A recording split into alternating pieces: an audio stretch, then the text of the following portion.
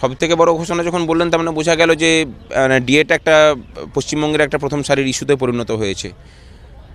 এটা খুশি খবর যে ডিএটাকে আমরা একটা ইস্যু করে তুলতে পেরেছি। এটা হচ্ছে যে ডিএ দেওয়া হয় একটা নির্দিষ্ট সিস্টেম মেনে।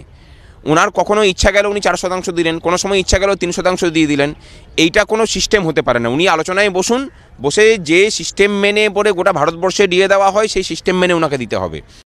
এ প্রসঙ্গে এই 4% মহার্ঘ ভাতা কোন বছরের কোন পর্যায়ের মূল্যবৃদ্ধির ক্ষতিপূরণ তা জানতে চেয়ে সরকারের মহার্ঘ ভাতার নামে এই ভিক্ষাদানকে ধিক্কার জানিয়ে প্রেস বিজ্ঞপ্তিও প্রকাশ করেন সংগ্রামী যৌথ মঞ্চের আহ্বায়ক বৃন্দ।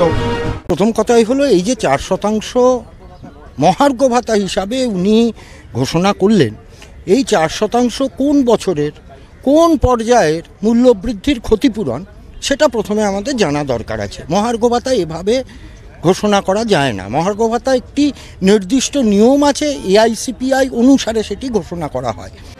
এখনো কর্মচারীদের সঙ্গে কেন্দ্রীয় সরকারের মহার্ঘ ভাতার ডিফারেন্স 40% থাকলো। 4% আজকে ঘোষণা করেছেন। কবে থেকে দেবেন? আগামী অর্থবর্ষ থেকে দেবেন। ইতিমধ্যে মে মাস থেকে দেবেন, মানে ভোট গণনার পরে। ভোটটা নিতে হবে, ভোট গণনার পরে দেবেন। কিন্তু আপনাকে বলে রাখি, ইতিমধ্যে জানুয়ারি মাস আসার সাথে সাথে 4% ডিএ অলরেডি আবার বেড়ে গেছে। ইটস এ কমপ্লিটলি মিথ্যাচার, জাগলারি, এবং আবার পশ্চিমবঙ্গের মানুষকে টুপি পরিয়ে মিথ্যা প্রতিশ্রুতি দিয়ে ভোট নেওয়া।